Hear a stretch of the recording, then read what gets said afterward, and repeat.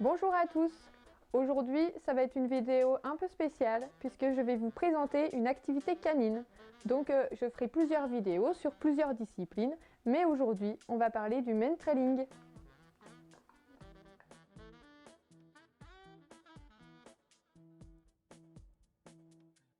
Le main-trailing, c'est de la recherche de personnes disparues. À la base, cette discipline provient des États-Unis. Elle était utilisée par la police dans des vrais cas de disparition. Mais aujourd'hui, c'est vraiment devenu une discipline à part entière.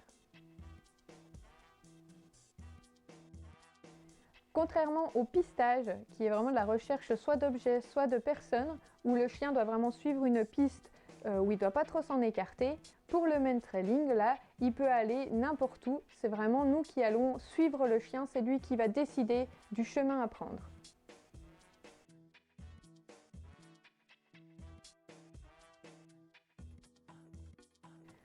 C'est une activité qui est très en vogue en ce moment. Il faut savoir qu'elle peut être pratiquée par tous les chiens. Mais à la base, elle était plutôt destinée à des chiens de recherche au sang, comme des chiens courants, donc plutôt par le Saint-Hubert par exemple.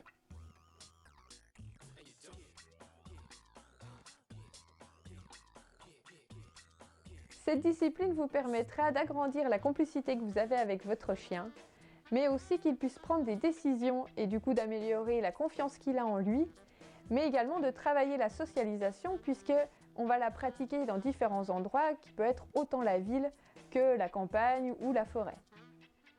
À savoir que l'odorat est le sens le plus développé chez le chien et que du coup cette activité permet vraiment d'assouvir son besoin olfactif.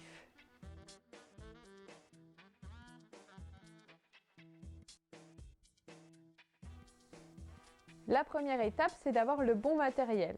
Donc il vous faudra une longe d'à peu près 5 mètres et un harnais pour le chien.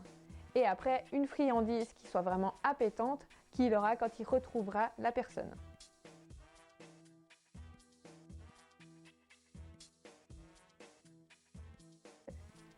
La deuxième étape, ça va être de lui faire sentir l'odeur de la personne disparue et de lui dire « cherche ».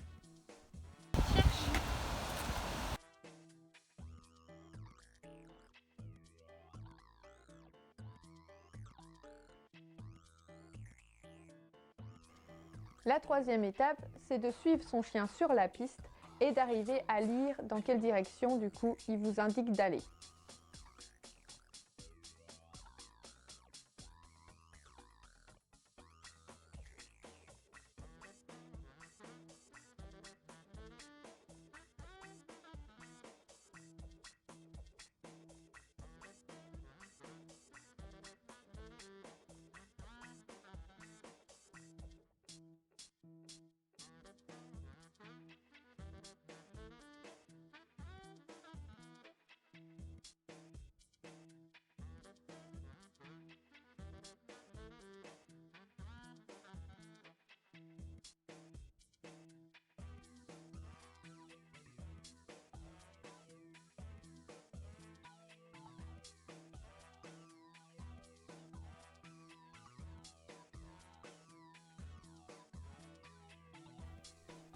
La quatrième étape, bien sûr, c'est de retrouver la personne disparue.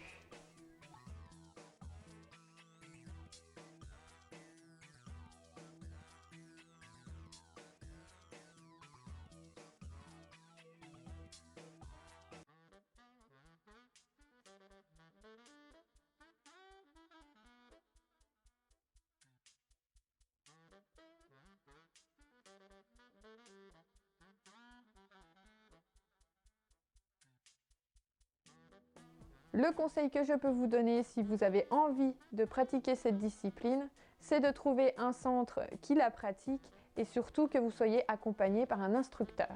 Ça, c'est vraiment important pour arriver à bien lire le chien, bien comprendre tout ce qu'il peut vous dire. Dans une prochaine vidéo, on découvrira une autre activité. J'espère en tout cas que cette activité-là vous a plu et je vous dis à la prochaine!